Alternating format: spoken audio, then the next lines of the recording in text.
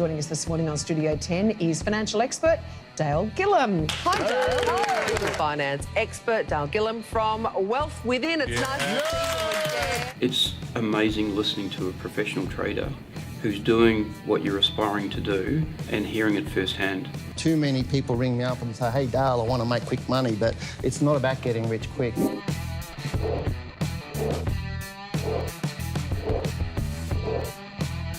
I think we can go for about 4 hours, but I'm not sure my wife would like that. So I'd say congratulations for putting your time and effort out there, because you probably don't really have to do it. You're successful traders in your own right. Thank you very much for opening up my mind with trading. So of course you can succeed, of course you can, and you're the only one holding yourself back or succeeding, and that feels very empowering actually. A quick reminder before the show starts that this live stream is an educational tool, and as such your personal circumstances have not been considered.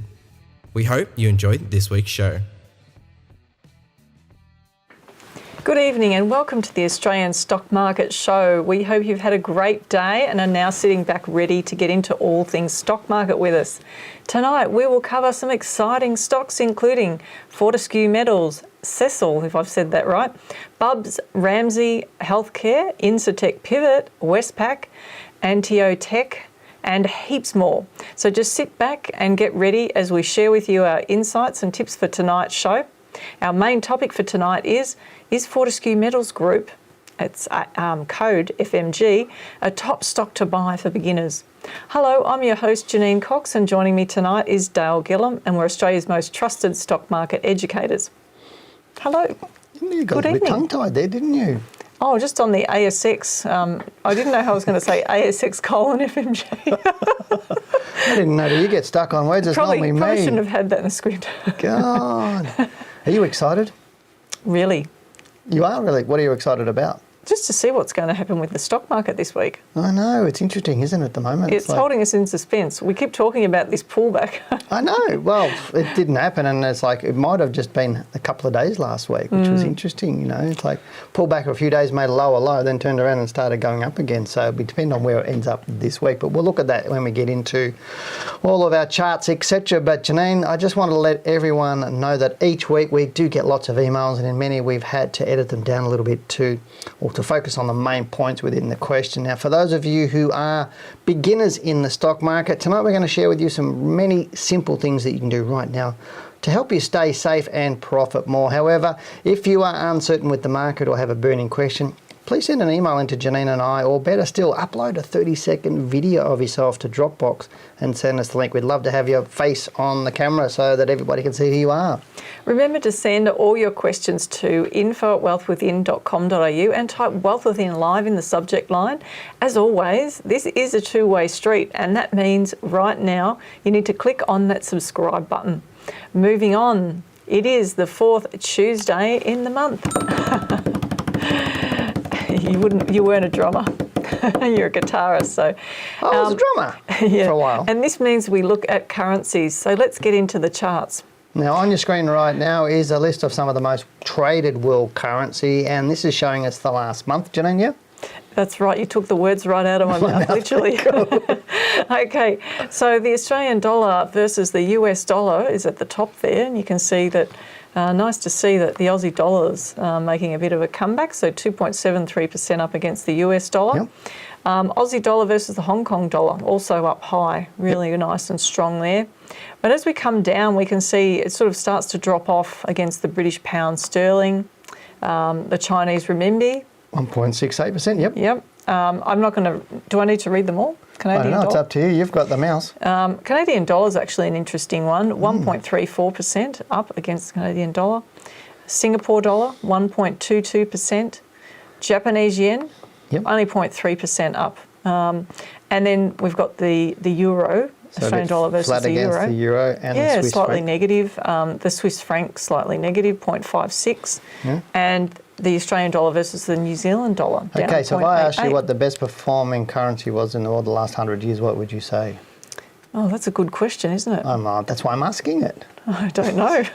Be stabbing the dark. It's the Swiss franc. Right, there you go. Over the last 120 years, I think it is. So I talked about that with Jim Beach on my interview with him yesterday for About Flicks. 20 or 30 years ago, weren't there were a lot of people who put money, who knew nothing about currencies, who put money into the Swiss franc and lost a lot of money from memory. Yeah, I mean, obviously currencies are like anything else; they go up and down. You've had, you have countries like Turkey that have high inflation, so their currency was devaluing a hell of a lot. US is number 3. Australia's about number 5 or 6 on the list. Okay. So currency doesn't do too bad. So we're going to look at a few charts. Why not?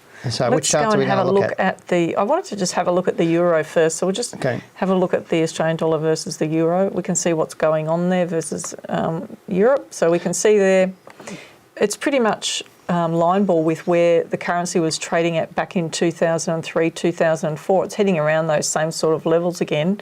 So not, I mean, it's not surprising because we have seen a big rise on the Australian dollar over recent months, but challenging a pretty common historical level. And it's above pre-COVID levels, so that's good. I mean, it's obviously interesting looking at our marketplace because obviously when we're talking about this, we're talking about a couple of things. One is tourism coming into Australia, which is not necessarily going to happen for a little while. Mining. That's the other one, and also exporting and other different products that Australia exports and importing. So they're the things we look about. So obviously tourism is a big issue for us in terms of revenue coming in, and we get a lot of that from obviously China and obviously other Asian countries as the biggest tourism markets. But looking at iron ore, that's also significant, isn't it? Oh, absolutely. So if we go and have a look at what's happening with the British pound actually is another one, isn't it, that's good to have a look at. It's a completely different chart. And that's probably why I like this one, because you were saying to me before we came on that, I like looking at charts, which I do. Everybody knows that. However, when you look at some of the currencies, they look very similar. They look very similar, so it can be a little bit same old. But so let's have a quick look at also, do you want to say something about this one? I just wanted to say it looks fantastic at the moment. The Aussie dollar versus the British pound looks great. And, you'd expect that if it gets through this level here, which is about 57.5, it's going to be it'll be looking really, really strong. nice. Do you want to have a quick look at the US dollar, Aussie dollar? Because obviously that's the trend that it's most important given all the commodities are traded in US dollars, the iron ore that's going to China and everything else, because that will affect BHP, Rio, Fortescue, which we're talking about tonight as well. And some of those other really good currencies. Yeah, I mean, it's looking strong at the moment. If it can hold above around sort of 76 cents is a good line in the sand. If it can stay above 76 cents, that really good means that our currency is going to remain strong. Okay, so that's it for all about currencies. Now it's time to get into our first email now that we have tonight. And this is from Atul, who says, "Hi Dale, I've been trading in small parcels of buy now, pay later stocks over the past year. Had some good runs and other times have not been so fortunate. Can you please look at your crystal ball and provide a short to medium term analysis on Z1P and SZL? Now both are very volatile, but SZL has low liquidity and high margins, which in your opinion has more value to the short medium term holdings. Thanks for your effort, Atul." Now we're not going to cover Z1P because we do that a lot. Yeah, I know, but his question really was, which one would you go for? I mean, we have done Z1P, like you say, quite a bit. Well, I wouldn't look at SZL at all ever because it's so illiquid. Right, okay, so that cuts that one out of the mix. But if you were looking at this stock, though, I mean, it does look quite interesting. If it were to trade above this, I mean, it's all about levels. It's all about what the stock's doing at the time, especially when you're talking about these more highly volatile shares that have the lower levels of liquidity. So I'd look at that high there and say, okay, if it gets through that 973, it's got a chance of coming up and challenging previous resistance at the all-time high. Now, I know the federal government's looking at a lot of these buy now, pay later stocks. They're looking at regulation around that, and it's not if it gets more regulated, it's just when. So you think it's a changing marketplace? Oh, absolutely. It's hugely changing at the moment because when you look at this marketplace, the interest rates people pay for some of these, if not defaults and that sort of stuff and the fees, a lot of it's promoted as, fee-free or whatever else, and just pay it off over a certain period of time. Like Afterpay, you've got 4 weeks. But after that 4 weeks, what do you do if you haven't paid it off? So the government's looking into this area heavily at the moment because it is largely unregulated, and I think it does need to be regulated because whilst a lot of these buy now, pay laters is not borrowing, physically it's implied borrowing because you're getting something you haven't paid for yet. True. So it's the same thing. So it's still, they need to tighten up. So when do you stuff. think that will happen? Look, I think it's going to happen in the next year or so, and especially the more people are using it because they've been going really, really well. Like Afterpay's got, I forget how many people, how many stores are using it and people are using it, but you're seeing the huge growth in this area. Oh, yeah. So the more growth you get, the more issues you get, the more the government takes notice and the more ASIC comes in and goes, okay, now we need to fix this to clean up the mess. But anyway. Good chat, and Cecil obviously looks okay. It doesn't look like it's going to fall away right away. But no, it doesn't look like it's going to fall away at the moment, but it doesn't look super bullish either. No. Look, our next email is from George. Hi, George. And he says, hi, Dale and Janine. Last week you discussed in depth A2 milk, A2M. That made me think, can you please comment on Bub? I bought Bub at 72 cents on the 2nd of October 21, which then was around 1% of my super fund, or SMSF, which is self-managed super. Since that time, the price mostly kept sliding down, closed at 45 cents today. So could Bub still be a turnaround story, as some suggest, or should I average down, or indeed should I cut my losses and move on? Really good question, George, and thanks for being brave and putting that one forward. Now, I got my first question. It must be like the last person asked it about our crystal ball, didn't they? Okay, but on the chart, if you look at the date that he bought, that's a real crystal ball. Right. Because we haven't reached the 2nd of October 2021, so I think George made a typo. I think it's 2020. If that's. And then I put it on the chart. And then you put it on the chart. All right, So but looking at that's another mistake. Is that a fine? Yeah, that's no, definitely That's not not a fine. Okay, looking at the monthly chart on Bubs, you can see there that it is heading south, and as soon as it takes out this level here, then we know it's more likely to continue to fall. So the real risk right now is the continuation of that decline. It could find support where it is because that is a strong level. It's found support there on 2 occasions, once in March 2020 and then previously in December 18. But just because of the way that it's unfolded, the probability of it continuing to fall has increased. Much higher, isn't it? Yeah, and the problem is, you could, just say, you're looking at it today, it could fall through that low and turn around, but it could keep falling. That's the problem, isn't it? Oh, look, and that's the thing, and that's always about the risk. Now, George has gone into this lower cap stock. He doesn't say, he says when he bought it and the price he paid 72 cents. It was only 1% of his super fund. It's only 1% of his super fund. That brings up another question again.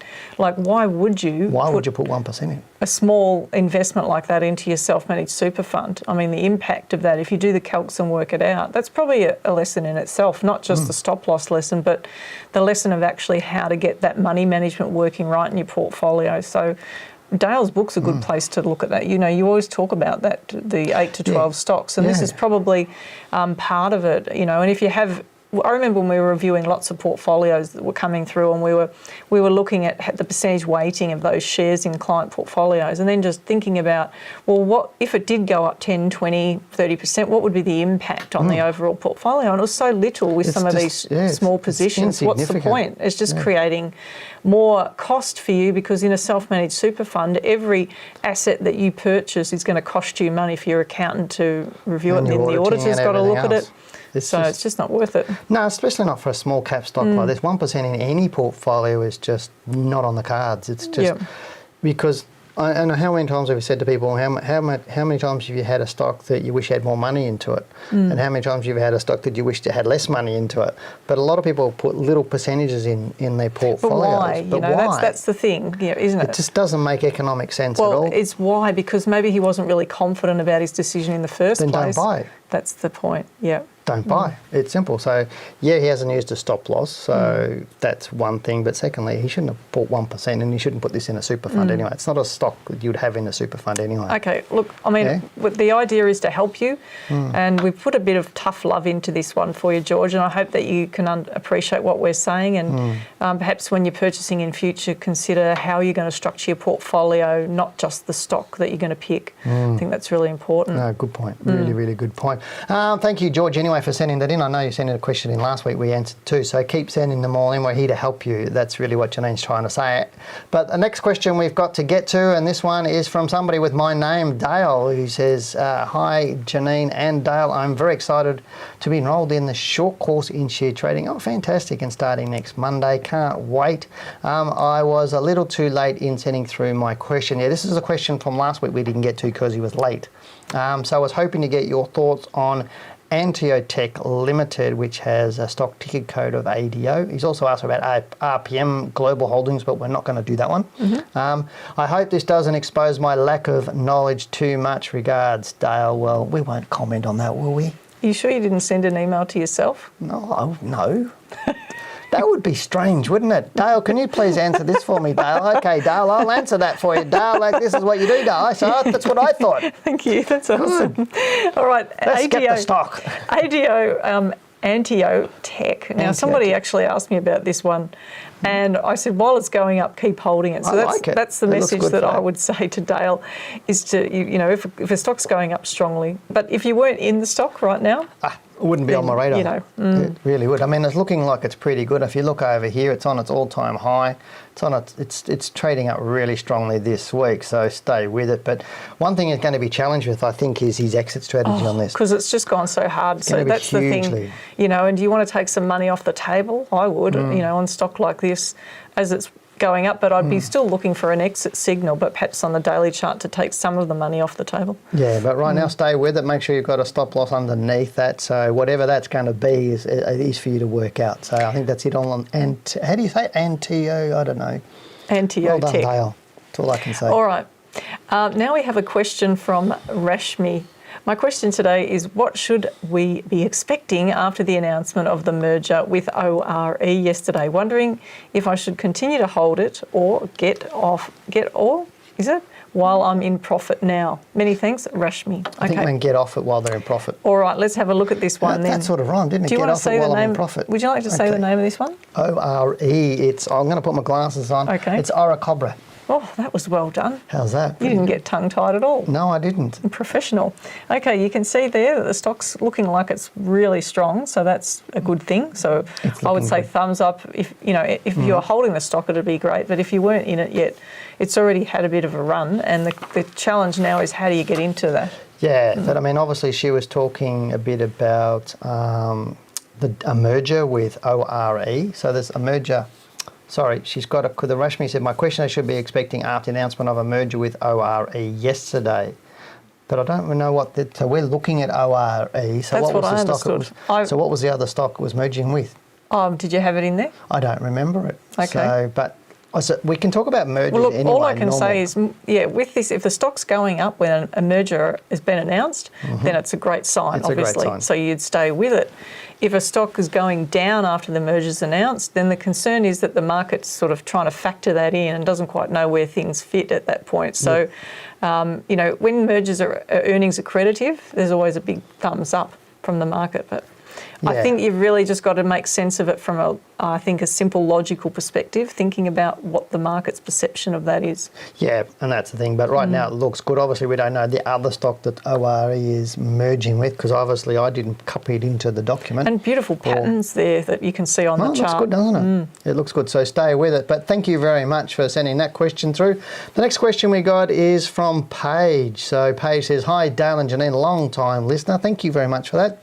But new to purchasing stock, and Stock's annual podcast has taught me a lot. So thank you very much for that kind words.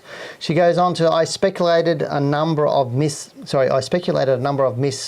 before listening, and I'm glad I only had a very small portfolio before I started to read your book, How to Beat the Managed Funds by 20%. Attached are my trend lines for Ramsay Healthcare, which shows that I should still hold looking at this current month. Can you please review the chart and let me know if I've done this correctly, and if so, that my assessment of holding Ramsay Healthcare currently is correct? Thanks, Paige. Now, you probably didn't see the trend lines, did you? It's another lady. That's really exciting to see more women emailing in. I know, it's great, isn't it? But you didn't see the trend lines, did you? No, I didn't. Okay. Can I say no? I didn't like her trend lines. But the charts you're using are just not good at all. They're pretty CRAP. Are they? Yeah, they were pretty CRAP, like very CRAP. Is that your technical term? Yeah, otherwise I get fined. Okay. Look, I think it's awesome that she's had a go and tried to put the trend lines on there, because trend lines are not easy to apply. You sort of think to yourself, okay, I can apply a line to a chart, but there are a whole heap of rules that go with making decisions about applying them. So, it's how many rules are there?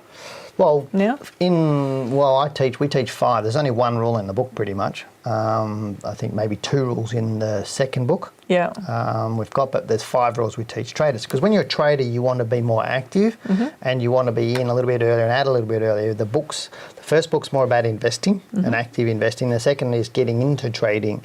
So it's a little bit more rule in that and more stuff in that. But obviously, if you want to be really active, you've got to learn more rules again, more distinctions around it all. Okay, fantastic. But looking at that on the monthly chart and the weekly chart, I couldn't see the trend line on it. She wants to know whether we're thinking it's okay. So that's where you've got to answer, which you hadn't answered yet. Well, I hadn't seen it, so you've already said no. No, but you can look at the chart. What do you think of the chart? Do you think she should be holding the stock? That's what. Look, if she's holding it, I'd still continue to stay with it and just set a stop loss underneath. Fantastic. Now you've answered Paige. Thank you very much. Wonderful. I thought you were doing a great job. Cool. All right, now I think it's time to get into our main topic tonight after I've sorted Janine out, which is Fortescue Metals a top stock to buy for beginners? The challenge for every new investor is to know how to start building their portfolio with the right stocks so that they achieve a better return, avoid costly mistakes, and more importantly, not cause their stress levels to go through the roof. We often find beginners to the stock market start their investing journey with completely wrong stocks, and they do so as they are unaware of how their decisions today set them up to fail over the long term. Tonight we want to help guide you to getting started the right way so that you can find the best stocks for your portfolio. Now, Janine, one of the other big questions we get from beginners in the stock market and new traders is how many stocks should I buy? So tonight we're also going to clear up some of these questions. As an added bonus, we've decided to include a few stock tips. You didn't tell me about those. Lastly, we'll answer a big question around one of Australia's best stocks, and that is whether the big Aussie miner, Fortescue Metals, is a suitable stock for beginners to own right now. Okay, now making the decision to invest in the stock market is a really big one for beginners or new investors. Now, for some, making the decision to invest in the stock market may be the hardest part of the journey to success. But you also may have a mountain to climb to convince your partner that not only is the stock market a good place to put your money, but that you can do it and that now is a good time to start investing. Well, to help out, we may even give you a few tips about how to do this. The challenge for most is working out what are the right questions to ask that ensures you come up with the right answers so you can get started properly. Now, for some, this may seem like a daunting task, and so we intend to show you how to take the stress out of investing and make that process a lot easier for you. If you have already read Dale's first book, How to Beat the Managed Funds by 20%, which is free for you on the website, you just pay the postage, then you will be a step ahead of others watching. Because of the information covered in the book, it's just timeless and is aimed at answering all those questions to help anyone get started in the stock market. If you've not grabbed your copy, I strongly suggest that you order it now. And I want to ask you this question. Are you the kid in the lolly shop who finds it hard to choose? Now, Dale, were you that kid in the lolly shop that couldn't decide what he wanted? You've been what, one of those spy cameras or something, have you? It's more ice cream to me rather than lollies. Was it? Yeah, when I was a kid I wasn't allowed to have lollies. So what flavour, or couldn't you decide? Would you have to have more than one? No, but when I was a kid, I'm showing my age, nowadays you go to the shop and you just buy this bag thing, and that's what you get. But when I used to go to the shop, you have your 10 cents or your 20 cents and you'd have tubs and you'd just go and you got 4 licorice blocks for half a cent. You would drive me crazy. And snakes, and then and you get this massive bag for 10 or 20 cents. So you'd pick it all out. Now you just get to buy snakes, or you get to buy those ones. So yeah, I was there for a while. But anyway, so enough of my eating habits. Anyway, what do beginners need to know, Janine? Okay, sometimes people treat the stock market the same way as what we do with the lolly shop or the ice cream parlour. I'm still getting over the part where you're going to teach me how to talk to my wife. But I loved how you said you liked the ice cream and then you went straight to the lollies. What happened to your brain? I don't know. I know, Ice cream. To make your decisions easier, all you need to do is remember these 3 things. There are over 500 stocks in the stock market, so there are a lot more, and more than half are completely unsuitable for most investors, particularly new investors, because of the risk. Why? Well, it's the liquidity of the stocks that's the reason. So the first thing to do is narrow the field. That reduces the number of stocks in your investing universe, along with reducing your chances of getting it wrong. And this reduces the time that you need to find good stocks for your portfolio. Now, you could say that is a win-win-win. Okay, so we encourage everyone to look for stocks with high liquidity, because liquidity relates to the number of shares and the size of the company, basically. Now, we have encouraged you to choose the biggest stocks on the market as they are highly liquid, and this is the investing universe all new investors should focus on. Now, look at stocks in the top 20 or even top 50 by market capitalisation. Now, we need to remember market capitalisation is the size of the company or value of that company. Now, most of the stocks that we invest in for our clients are the top 50 Australian companies. Now let's look at some stocks, shall we, to discuss the second and third most important points. So the second, Dale, let's just look at this list here first of all. It's about the stock's trend, and the third is the dividend. So on the screen there, we haven't got any charts up just yet, but we've got the watch list up. Okay. And we're looking at dividend yields of the top 20 companies at the moment. Okay, so is that filtered in alphabetical order or yield or what? It's not filtered in any particular order at the moment. Order. Yeah, because you played with it. So it's filtered in dividend yield. I'm just asking the tough questions that they want to ask. So look, I'm just going to filter according to alphabetical order because that's how I had it to start with. Okay. So looking at that, we've got ALL at the top, ANZ, APT. So, you know, all good, really important companies on our stock exchange. And then coming down from that, we've got BHP, Brambles, stocks like Commonwealth Bank, Coles even's up there, although I could chat about that a little bit further. CSL, great company to own in a portfolio. FMG, Goodman Group, Macquarie. Coming down here, we've got more banks, NAB, Newcrest, which that's sort of one that's out of the box a little bit, and we'll talk about that one as well. And then we've got Rio. We've got Transurban, another big infrastructure stock, which can be good in a portfolio long term. So it's TCL there. So good. Telstra is on the list, of course, in the top 20. That might surprise some people. Westpac, of course, another bank, and Wesfarmers, one of my absolute favourite companies. Woolies, a great company, and Woodside, of course, another big miner. So, you know, these are all great stocks for beginners to have in their portfolios. So can I ask you a question? We've just said, you know, why the top 20, top 50. This is the top 20. Yeah. And when I talk to people about, you know, investing, you need to understand why first, because without why, how, what and how is irrelevant. Why they're investing. Yeah, so it's why they're investing is one question, so they need to answer that. If they're a beginner, why are they investing? Yeah, most people struggle to answer. And they really struggle to answer that kind. And I would suggest people get a piece of paper and start writing it down. And it's not, and the answer, I want to make money, is just BS to me. That's not the answer. It's why are you investing? What is having the money going to do for you? If you think, I just want to make another 10%, well, what is that 10% going to do for you? Or what, you know, do you want to replace income? Do you want to send your kids to private school? What do you want to do? I think it's important in the beginning too, but I think from my perspective, I think it's important to be able to just choose a few stocks for a portfolio. Correct. You've always said, okay, just pick some stocks from the top 20. Yeah. And keep it really simple.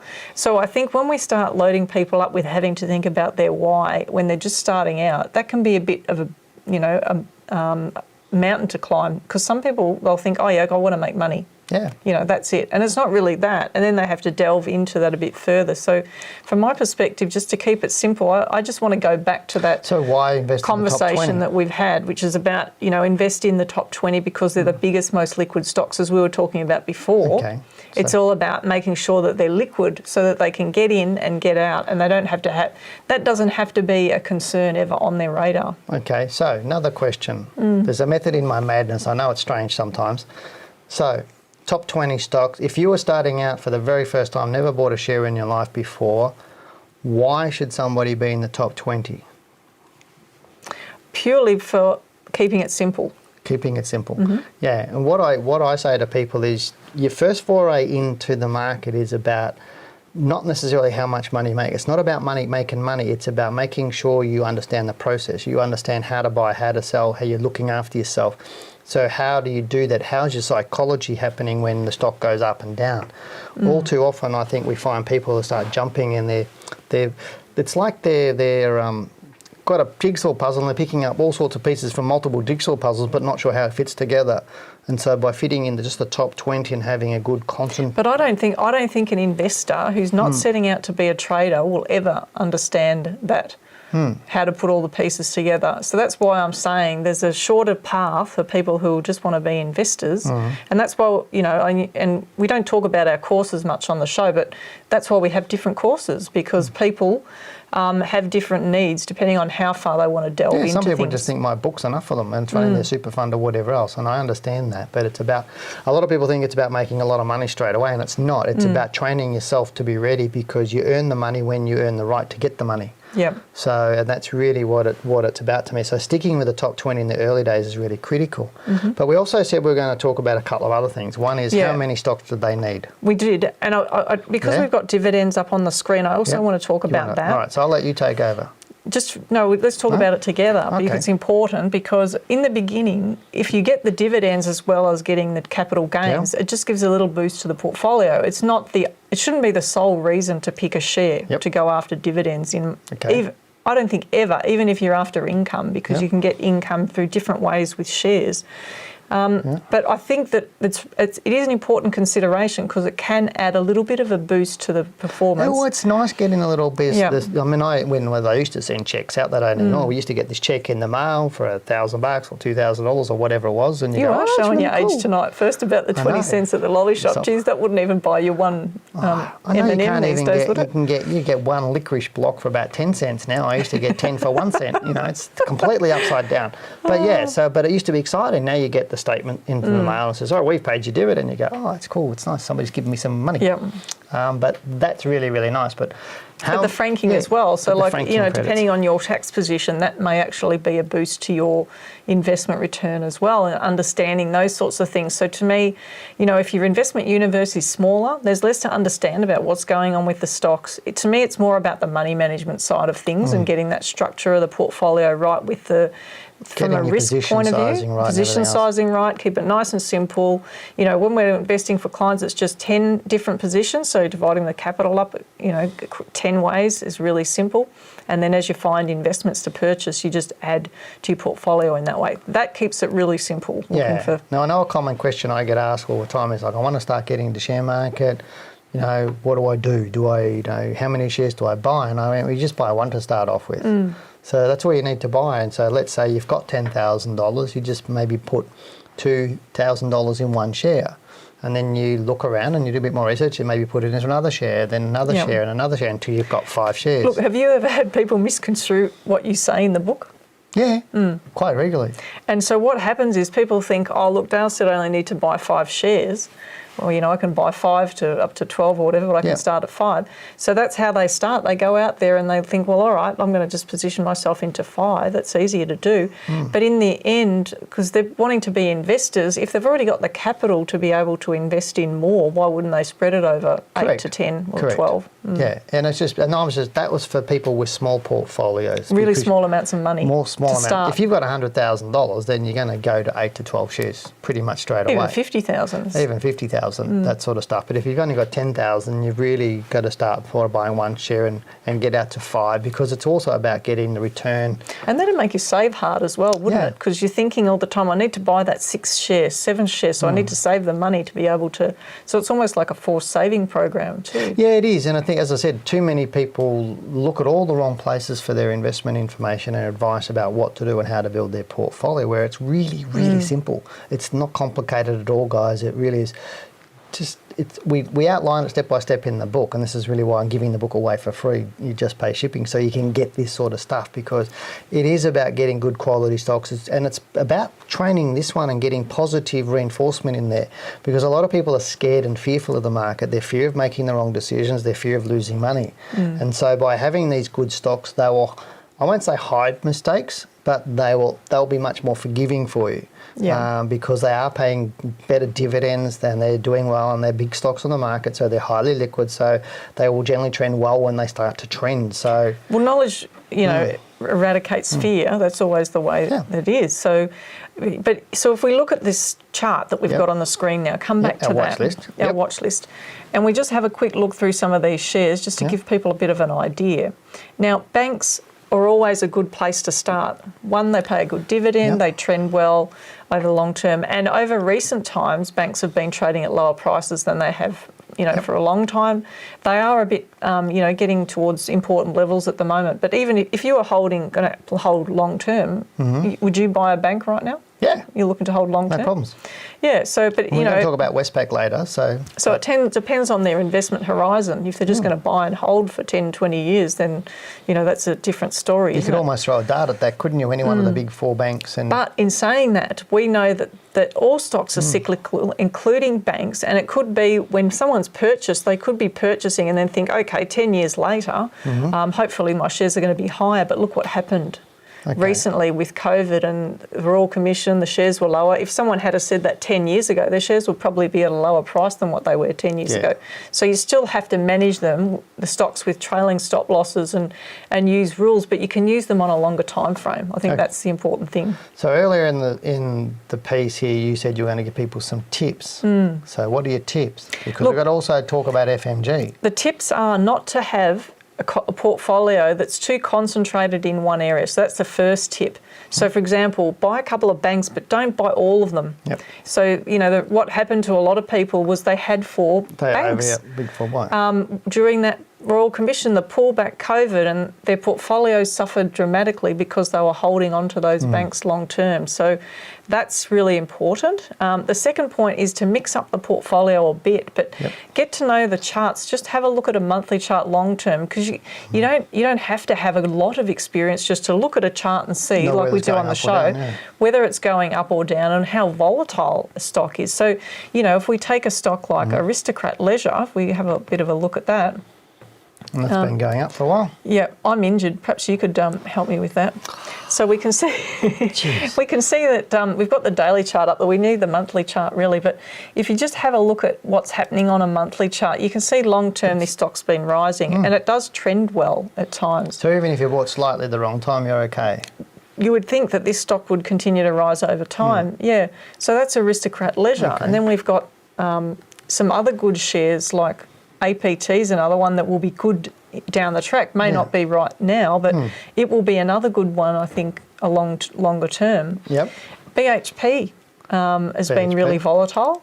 And look, at the moment it's holding up, and it doesn't necessarily mean that it will keep going up straight from where it is at the moment. But, if you're in it for the long term, then that could be a good share to have in a portfolio. Look, that they would be sort of like top picks. Technology stocks we like, banks we like, but just have potentially two banks maybe, and maybe a Macquarie or a stock that say Transurban's an infrastructure stock. You could balance it out with an infrastructure stock at the right time, and a mining stock, a good mining stock like BHP or Rio. Fortescue is one we're going to talk about a little bit later. It's CSL, a healthcare stock, another really good one to have in the mix there, just so you've got stocks across different sectors. Now, we've talked about Coles and Woolies in the past. Both of those shares pay reasonable dividends. At the moment, Woolies is looking better than Coles, but that changes from time to time. So that's why you've still got to keep an eye on what's going on. But at the moment, as I've said on previous shows, I like Woolies over Coles. We've also got a property-related stock in there, which is GMG, which is a really good stock, potentially could be really good long-term.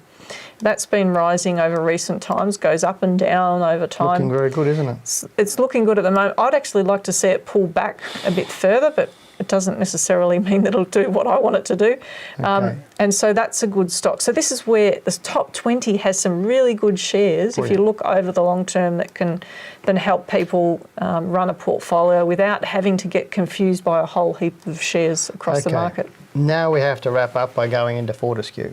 Yeah, so look, I mean, we've talked about that. Yeah. We've looked at trends, you see. So the whole point about looking at stocks is seeing whether it trends. Does it trend nicely? Banks trend nicely. Yep. Mining stocks like BHP and Rio trend nicely. CSL trends nicely. Bigger liquid stocks like this that are in high demand will typically trend well. So Fortescue does trend nicely, but it can be a lot more erratic than, say, a Rio and a BHP.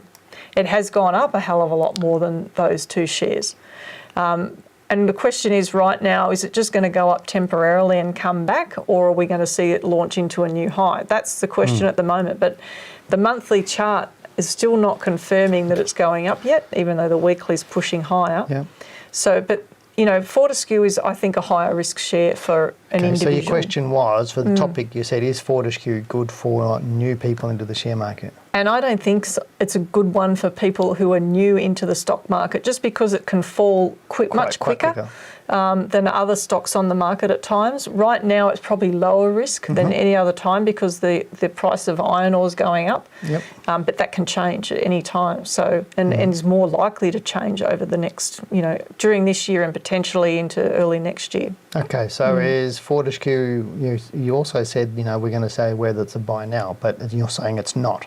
Right now, unless you've got specific rules that you've tested, I'm not saying that it's not a buy right now, but it depends on the rules. But you're not saying it is. But for beginners, I'm saying Okay. I don't think it's a stock that's suitable for beginners right now. I'm trying to eke it out of it, guys. I really am. I'm trying to eke it out of it. Buy now. No. So it's not going to be a good buy. It's going to be a good buy. Well, it was just about whether it's a buy for beginners, and I just don't think that it's a good stock for a beginner's portfolio because of the volatility. No, I agree with you. It is more volatile. It's a great stock. I don't have an issue with that, but you need to be much more educated on exiting. That's right. That's the point. Not just buying, and beginners aren't good at selling. And most people aren't good at selling and know when to sell, and that's the biggest question we ever get. And you have to be prepared to sell and take a loss at times. That's the challenge, isn't it? It is really, really the challenge. So have you got any more you want to say on Fortescue? No, I mean, we both like the stock and enjoy watching it move. And the challenge right now is whether it's just going to go up for a little bit and pull back. Yeah, and I know that for new people in the market, the temptation is to get into some of these sexy stocks. Let's say the stocks of the flavour of the month, like Afterpay was, and you know, like we saw A2 Milk's been, and a few other stocks, and some of these lower cap stocks that people talk about on forums, things like that. That's in the sense and. There's a whole lot of emotional pressure on you to jump into these sorts of stocks and just resist it. That's what we're saying, just resist it. Stick in the top 20 stocks, get your portfolio started, get some confidence in yourself about how to buy, how to sell, knowing what to do, how the paperwork is, knowing that stocks will fall away because even in the top 20 stocks, they will fall away for periods of time. How do you feel about that and how are you going to cope with that? Because that's what we're saying with Fortescue, there is one more thing we said give them tips on, and that is how to handle your partner in these situations. I know, I'm just waiting for how to handle my partner. I need tips. Yeah, the challenge here is that you finally get to have that conversation, discuss with them the opportunity in the stock market. The fact is the money that can be made in investing is in the stock market. Yes. And the lower the interest rates are, the more the government keeps pumping money into the economy, the more money will flow into the stock market. So if you don't have your money in stocks and then inflation starts to rise, which it will eventually, then you'll just get left behind. And the stock market is sort of like a hedge against inflation when it starts to kick off. Yep. So, you've got to have those conversations with your partner, even get them to watch the show. We've had lots of people tell me that they've got their partner to watch the show. It helped a lot. It helped. And then and they get to learn about risk management and how stop losses are used and trailing stop losses. But also, when the stocks fall, because stocks rise and fall at particular times, and you may have to sell some shares at a loss, but it's about having that conversation well in advance of being in that situation rather than having it at the time. And if in doubt, just ring Janine, she'll sort your partner out. Yeah, she's volunteering. Yeah. Is that all you wanted to say? That's all I want to say. All right, it's up fantastic. To you now. Well, it's about time that we get back into our emails, and this next one is from Stephen. G'day Dale and Janine, would be keen to hear your thoughts on NXS, Next Science Limited.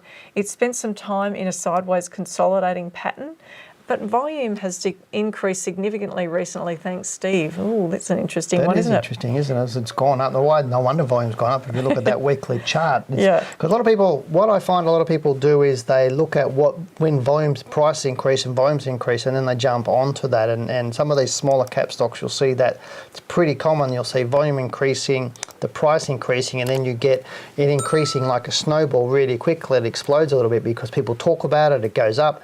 But the majority of people start getting into it after it's already risen, and then it starts to fall over and go the south, because the people that got in it on the early days, or that, a few weeks earlier, start to sell out and take profits. That happens so much on smaller cap stocks. Yeah, well, look, so I'm not saying to say this what you're case alluding here, to is if we look at the chart here, we can see how volatile it's been over recent weeks, but it's not out of the question for a stock with low liquidity to experience that sort of volatility, is it? Well, have a look at the last bar. Have a look at the last bar on the chart. Expand that all up, and look at the last bar on the chart. What do you see?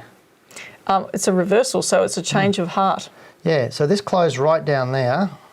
So you can see volumes increased. It's moved up, and if we put our little tool onto it, so from down here, roughly from that close there to that close there, there's 35%, roughly there.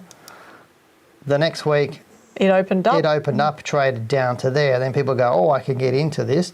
But the volume is high already, and then all of a sudden it gapped right up to here. Gap from so people are playing with this. $1.40 to over $2. Yeah, somebody's playing with this. Someone's playing with it, and it's exactly what. And this is, this because might you've got come right back spike down volume, haven't you, right now? Yeah, somebody's playing with this. So and it's actually been sold off at the end. So, like you said, it opened right up here. That's only Monday and today. Yeah, that's 2 days.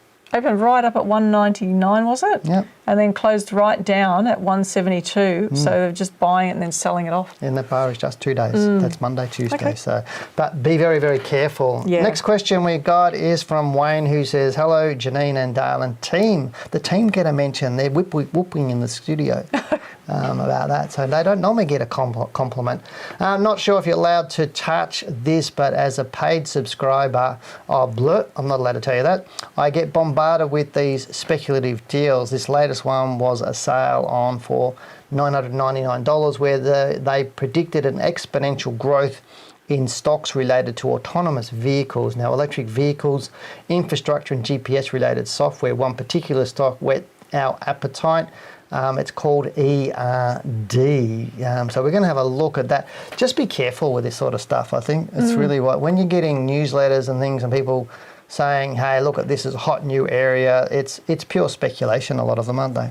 Yeah, look, I don't know what the context of all that was, but, obviously the stock has risen strongly on that and responded over the last 3 weeks, but there's a big chance that it could just reverse and turn around and go back down again. Yeah, and that's the thing is, it's like when these people send out a lot of marketing, that means they're a marketing company more than a stock market company who knows the stock market as well, because they're making money out of subscriptions.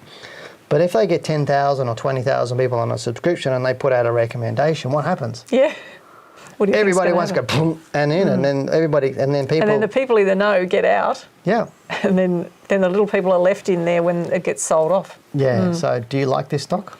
Look, at the moment, I mean, if you were in it, obviously there's no exit to get out of it, but you'd have to set a reasonably tight stop loss and be prepared to take some money off the table if you're already in it, but I wouldn't touch it. No, I wouldn't touch it either. So just be really, really, really careful. Look at all this gapping and that. It's just all over the place, isn't it? It's all over the place anyway. So that's it for a road. All right, next is an email from Anna. Hi Dale and Janine. Last year I bought Incitec Pivot IPL at 209 on the 6th of April.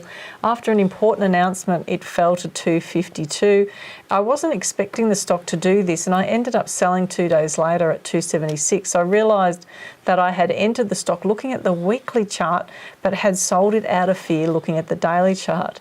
And my question is, if I enter a stock based on, let's say, the monthly chart, can I then change the strategy and start looking at the weekly or daily chart if the stock changes personality? Can you also please comment on my thoughts and actions about IPL? Thank you, Anna. I think you better do this because you'll be nicer than me. Wow, I'm just excited to see another lady email in, and fantastic. Good on you for doing that. Looking at the stock there, there is an exit to get out, but the week that I think that she exited was that week where it really fell strongly, wasn't it? Probably. So if we expand the weekly chart up, and I've just lost it off the screen completely. I think it was this one here. Okay, so it actually fell quite swiftly, and stocks will do that from time to time, especially this stock. So this is where it's really important to go back over the history of this share and see that what happens to it. And it has happened. It's had a history of doing this sort of thing on announcements or just at random times. But she's asking is if you're buying on a monthly chart, is it okay to change your strategy and do all these different things? Yeah, and I was just going to have a look to see what she did, because she's saying that she switched, right? So first of all, I don't want to answer the question yet until I've had a good look at what's actually happened. So you can see that it just literally dropped straight down and reversed back up. But was there a rule on the daily chart at all? Potentially no. So I guess that's my first point, is that always use rules, even if you do switch to a different time frame, because something happens on a stock and you decide that the risk is too great. Now, in this case, the stock may have recovered. Correct. And it may have started to move back up again, and then you realise that you know that perhaps you should have stayed in the share, and that's always the challenge with it. But you can't see, when you're inexperienced in the market, you're better off just to stick to black and white rules and stick with your plan, because it's more about your psychology and managing the trades over the long term than switching your thinking, because that will really do your head in over time and could cause you to just make erratic decisions. Whereas if you are more experienced in trading the stock market, then you can use what we call is more of the art and have a look at what's actually happening in the broader picture, not just black and white back-tested rules, and then make an educated decision as well as using the rules to help you exit the share. And it could be that you change from, say you purchased on the monthly chart, you might decide to exit on a weekly chart. It's quite okay, and you'll find over time, when you learn to find the right set of rules for a share to trade it, you may end up using combinations of rules. So, you know, it's... But the question she's saying, is it okay to change it? And my thing is, why would you change your rules unless you qualify at all? So is the purpose for changing rules is, like, it sounds like she jumped in, she jumped out. She did the wrong thing. She realised that she jumped out. Now she's saying, should I go to a daily or weekly chart? But what you're saying is, you don't change the rules unless you've done the research and you know the rules are going to work. You've analysed the chart. You've analysed it. So that's what I mean by, how do you qualify that? How do you qualify that the stock's changed personality? How do you quantify whether the rule you're changing it to is going to work better than the rules you already had? Well, the chart's going to tell you that, not just a step decision that you've just suddenly made. Correct. And this is where I think a lot of people go, oh, it's not doing what I expect, so I'll change my rules. And that's not the right thing to do. And I know when we're mentoring people, how many times have you mentored someone and they're emailing or you're chatting with them, they go, oh, I want to do this, I want to do that, and you go, no, just hang on. What are your rules? And they start telling you, and you go, okay, just sit with it. And I remember distinctly with one person, because they'd had this stock, they'd lost a lot of money on it before they came and learnt with us. And they said, what do I do? And I said, well, it looks all right to me. So what are your rules? So we set some rules, and then it went up, and they go, I want to get over. And I go, but what are your rules? And they went, well, what do you mean? And I said, well, what are your rules? So we kept talking about it, and they eventually got out for profit because they kept emailing me back. And I go, no, stay with your rules, because until the rules trigger, we're not getting out of this stock. And eventually they go, wow, I end up making a lot of money out of it. But I said, if you had have done what you thought, what would have happened? And they said, oh, I wouldn't have got out for a profit. I would have just made some of my money back. And I said, and how would that made you feel today, knowing what it's gone to? And he goes, oh, I would have ripped me up. And I said, but that's the power of staying with your rules. Because they will look after you most of the time. So don't change them. I think, but qualify all of that. But great question, and thank you for asking it. Anything else you want to say on IPL? No, you've got the next question. Oh, okay. So our next question is from Lem. So he says, hi, Dale and Janine, I've recently graduated university. Congratulations, matey. And have one eye set on the future. Where's the other eye set? I've never invested in anything before and barely know where to start. I want to make some positive long-term investments. Do you recommend ETFs? And how would you two go about starting this? Is there a specific amount you think would be good to invest? What would you recommend looking into? Or would you take a different approach entirely? Sorry for the loaded question. Keep up the good work. Go Cats. Yes, Len. Well done. Is that why you put that one in? He's also good looking. Okay, it was actually passive. He's a success in the waiting. Passive investing rather than positive investing. So what would you suggest then? Look, if you want to be more passive, then I don't have a problem with ETFs as such. I don't really like index ETFs because you're better off what Janine and I were talking about earlier, at just looking at the top 20 stocks. And really you probably need to start out, you know, if you've got less than $5,000, you'd probably put $2,000 into 2 shares and then save up and put more money in.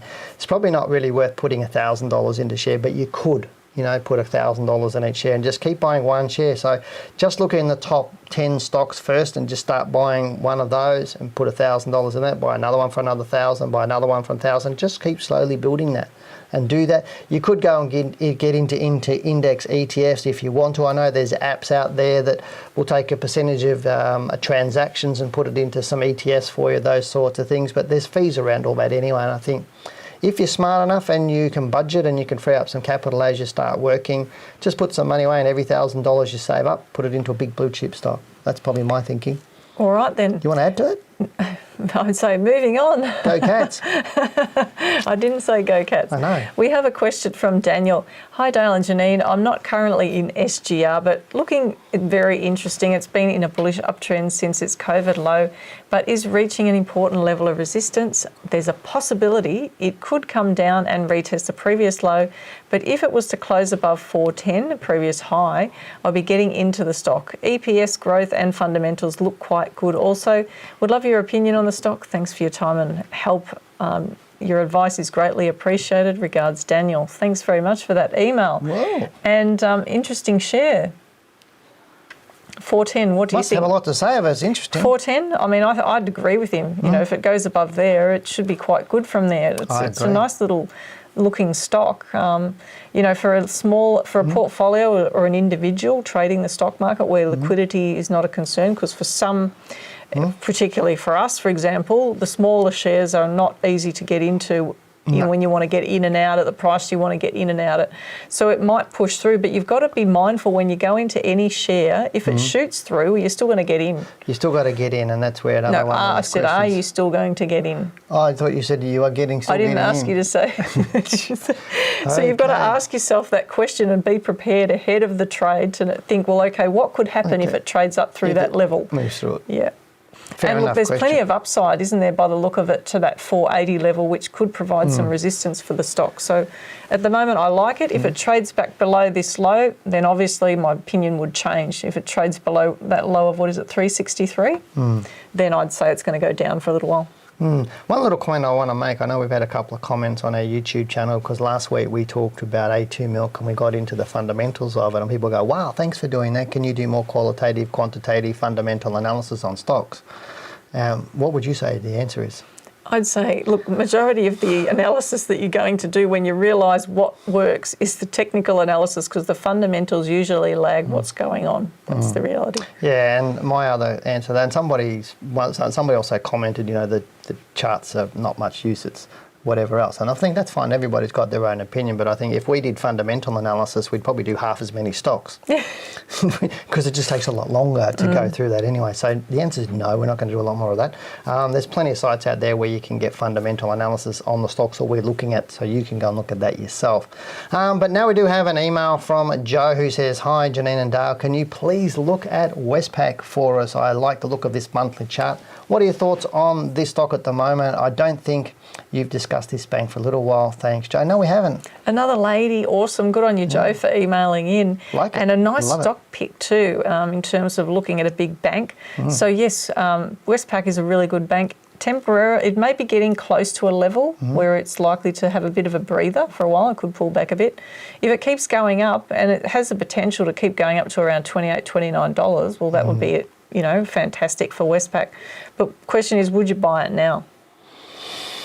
Medium, long term, short term? I mean, if you were really long term, there's nothing wrong with it. I wouldn't have a problem buying any of the banks long term. If I was 10 years long term, all of them are going to be up in 10 years' time, aren't they? Regardless of what they do short term. Yeah, because we've just come out of these big lows. So I think I like them. Yeah, I'd probably think it's probably going to go for maybe another month or two, but I think it's probably due for a bit more of a slightly bigger pullback in the next 6 months. So short term, I don't think it'd probably be good. Medium term, I'd probably say yes. Okay. That would be my thinking. What do you reckon? Yeah, I like the big stock picks. They're good. Love it. Thank you. All Joe. right. Next question is from Sarah. Hi Dale and Janine, I wonder if you could please have a look at Copper Mountain Mining Corp. I've been watching it for a while and seems to be rising steadily. I'm interested in it as it's keen on investing in battery metals for electric vehicles. That's always good. Thank you, Sarah. Well, it looks that she's really looking into what companies are doing, which is fantastic. That's gone a stellar ride. It's not like trundling up, is it? That's like taking a rocket ship to the moon. Yeah, okay. So where's it going to go to from here? It's anybody's guess, isn't it? It's anybody's guess. I think it's in outer space at the moment, but it's looking good. But would you buy it now? No. No, it's gone too far. How would you manage the risk on that one? Well, I think a lot of people, this is what I think one of the themes we put through is much more of a contrarian view. If everybody's talking about an area, then it's going to run out of steam soon, because all the smart people, I'm not saying this person's not smart, but I'm just saying all the smart money, if that's probably better of saying is smart money, got in earlier and then took the run and then started putting out all the information saying this is great, and they got in and they're making money. But eventually they're going to start taking profits. And generally the mum and dad retail investors get in at the end of the run. But we also say if a stock's trending, then just get onto it. You know? So you know, you're sort of, to someone who doesn't understand what the full extent of what we're talking about behind the scenes, that's confusing though. It does. You know, so how do you say to someone, oh, it's probably run too hard, you know, smart money's already in there, but then you've got to get into stocks that are trending up. You do, but let's have a look at this. Are you changing the subject? No, I'm actually helping you to enhance the subject. So let's look at this. From March 2020, so a year ago, to right now, it's gone up, how much? 950. Okay, so how much can a stock rise? Well, how many guys does it take to change a stock direction? I don't know. But 949%. And if we go and put some volume on it, however, looking at the way that it's trended, there were lots of opportunities to get in there on the way up.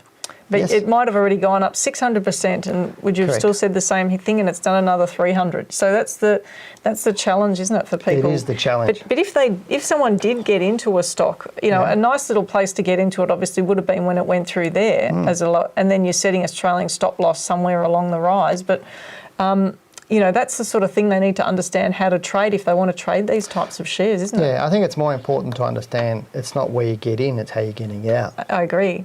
And to have all those strategies in your back pocket so that you can just pull them out and use them when you need to. Yeah, so if somebody bought into that tomorrow, this stock tomorrow specifically, and they're taking high risk. They're taking high risk. But let's say they put a 15% stop loss and they go, draw a line and say, if I lose 15%, I've lost 15%, that's okay. But if it goes up 50% in the next 6 weeks, they can change their stop loss. So they make sure they're getting profit. So it's sort of... So lift it up. Okay, so keep lifting up. I'm not suggesting go into this stock right now, but I'm just saying there are strategies around that. So looking at, not ideal trading strategies, but there are strategies around all that. But yeah, I don't know how long this is going to go for. Well, Dale, we've had so many good questions, and not to mention, good on you for wearing Dale out. Not to mention, looked at some great stocks, and I hope that everyone watching got a lot out of tonight's show, and we do hope that we've helped you understand the stock market a little more. Now, if you have been finding yourself challenged by the market, then the best thing you can do is call our team and have a good chat and find out how we can help you gain some more confidence in yourself and in your trading. So call our office on 1300 858 272 or email in info@wealthwithin.com.au. Now, we've answered all of your questions. It's your turn to hit the subscribe button to say thank you to the team who bring you the show each and every week. Now remember to put this show in your calendar to join us right here on the live Australian Stock Market Show every Tuesday at 7 to 8 p.m.